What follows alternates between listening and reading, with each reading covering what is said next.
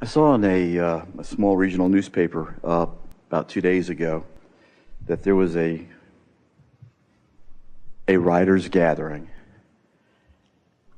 And their first day together, they were going to, their topic of discussion was, before a word is written, the creative process revealed. And I'm thinking probably in a lot of professions it's something similar, but specifically for a writer, what creative process can a writer take deliberately to benefit their writing process in writing a book? Well, when you realize that we're assuming most writers are wanting to write from an inspired point of view. In other words, it's a really rare person who has been moving through life and has been gathering up pieces of information, and now they just want to put all of those pieces of information together for, in other words, most of you are not writing users' manuals for toasters.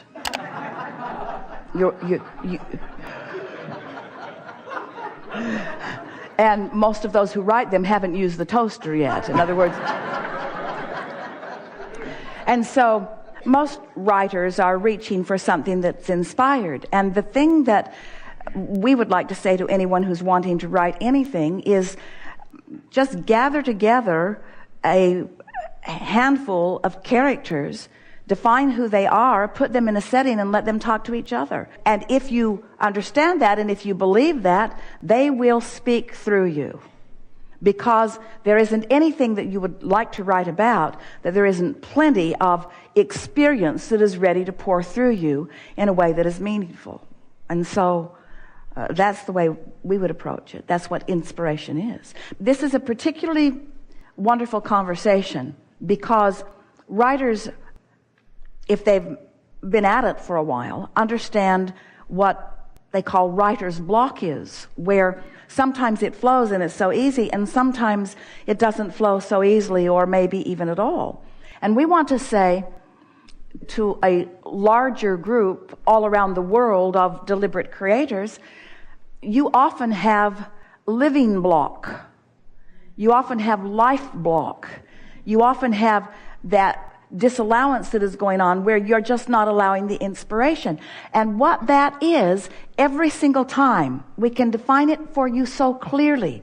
You're standing in a place where you believe incorrectly that there is someone outside of you evaluating you and judging you. And so you are offering your behavior based upon what their impression of what you are doing will be, rather than upon how your synthesized emotional guidance system alignment between you and who you really are is.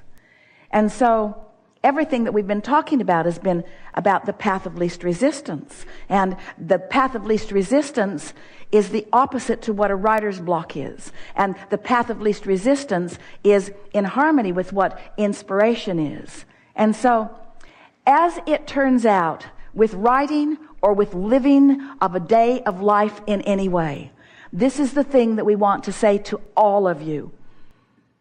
It's all about the preparation. Stay with us. We're going to give it to you fully. Friends say, Abraham, I've jumped out of an airplane. I have no parachute. What do you think I should do next? And we say, hang on, it will be over in a little bit.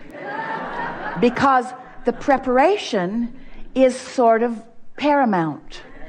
The fact that you're in an airplane, you've jumped from the airplane, and you have no parachute sort of dominates the situation here.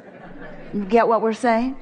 So if you've just had a fight with your wife, and you haven't liked her for the last 10 years anyway, and you have a long list of things about her that annoy you, and you let how you feel about her be the factor that influences the way you feel about most things. So you're all wadded up and not in sync with your source at all. When you sit to write, it's going to be bound up. It's the preparation, you see. If you are on the basketball court and you're irritated about the referee's bad call, and you've convinced yourself that he really is in the pocket of the other team, and you really believe that, and you're feeling the injustice of that, you're all bound up. And what you do next is going to be reflected by that. You see what we're getting at? It's the preparation.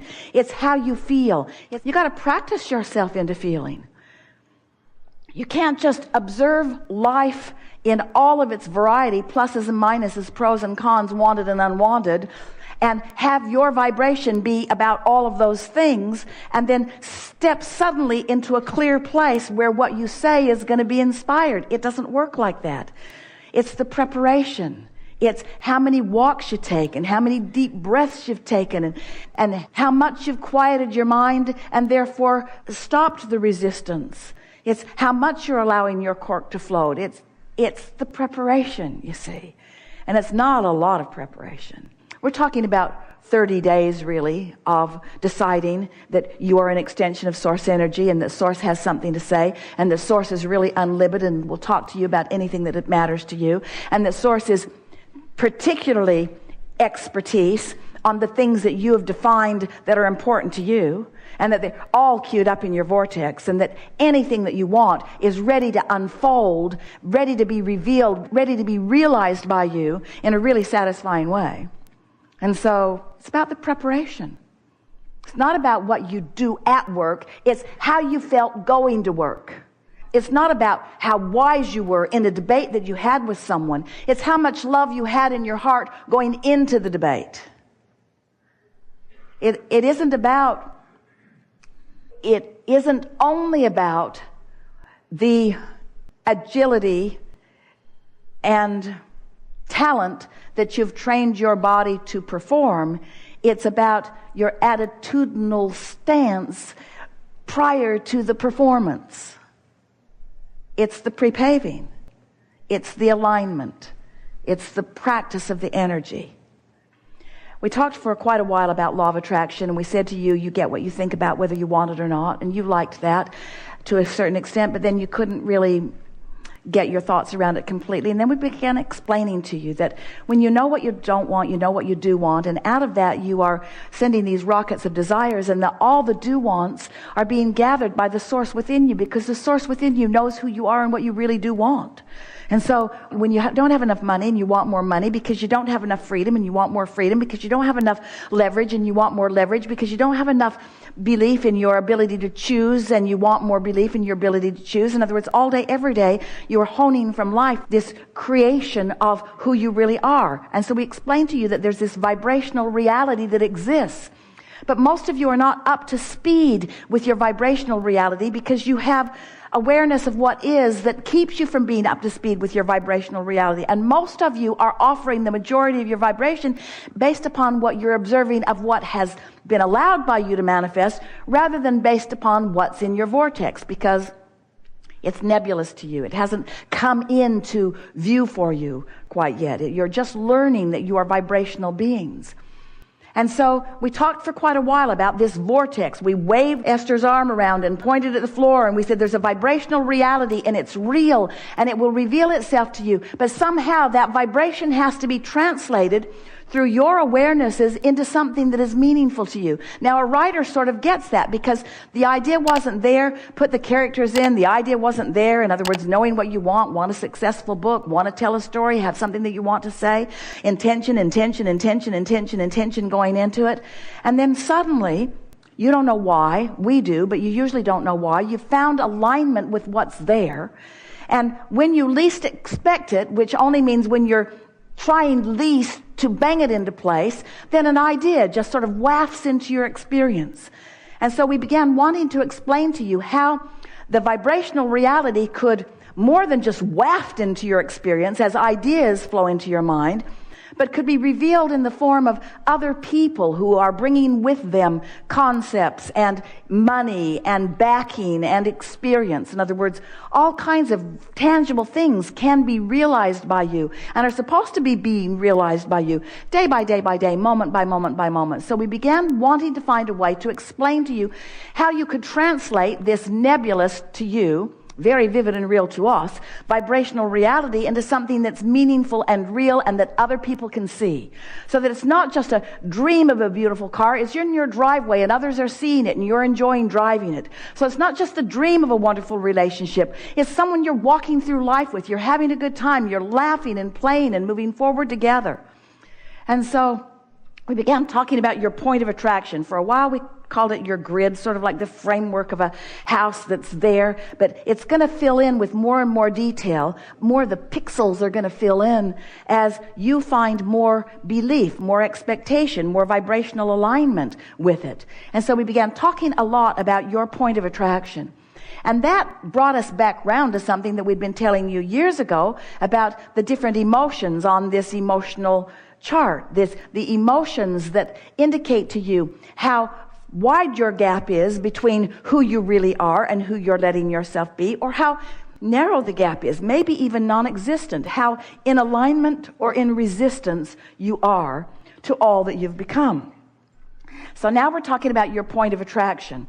We began describing when you're on what we are calling this high-flying disc, when you're tuned in, tapped in, turned on, when you're feeling elation, when you're feeling clarity, when you're feeling fun or love, there's no variance in your, right now, in your body frequency and the frequency of your source, of that which you call God, of your vibrational reality. And when there's no variance in that frequency, then the ideas flow to you. No writer's block, the ideas flow.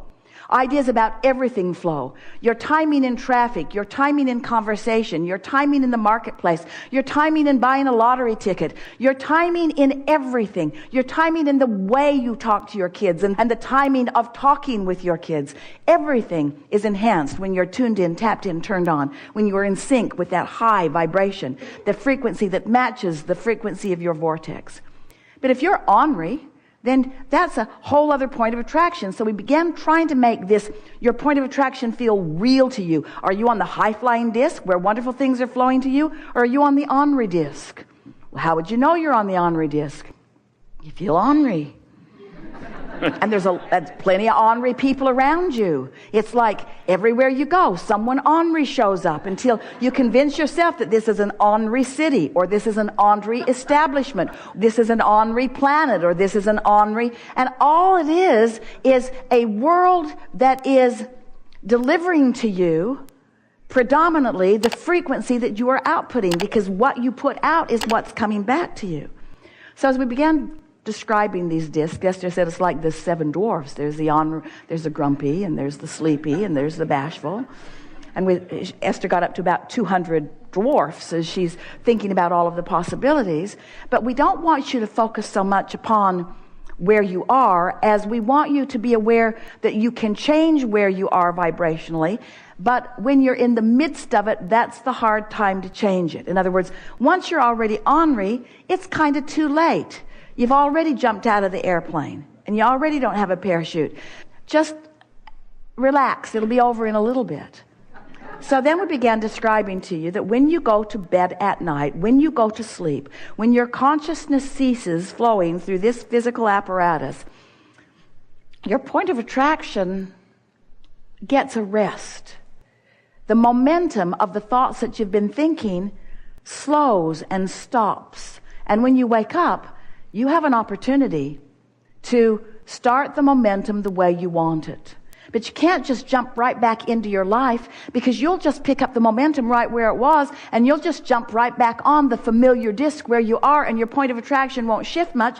And then conversations like these will just annoy you, because it feels to you that you're not thinking your thoughts. It feels to you that your thoughts are thinking you. It doesn't feel to you that you're choosing who comes to you. It feels to you that they're choosing coming to you, and that you need to protect yourself from those that might come sometimes. But after a little while, if every morning when you wake up, you acknowledge, hey, I'm starting new today. I've pushed the reset button, and I can find a thought that feels good to me, and I can hold it long enough that a little momentum will go. And as you show yourself your ability to choose the direction of your thought, more important, to choose the emotion that you would like to feel, and then practice it until law of attraction says, yes, that's who you are, you own that, here's more. Yes, that's who you are, you own that, here's more. Here's more, here's more, here's more, here's more. Until you begin to develop a deliberate stability of where you stand, you see. So it's from that position. We would not try to write a book until we had at least spent 30 days knowing that we were stable on the high-flying disc. We would not go on Match.com until we knew, because if you go before you're on the high-flying disc, you'll get matched up with somebody who's on the disc where you are, and you won't like them.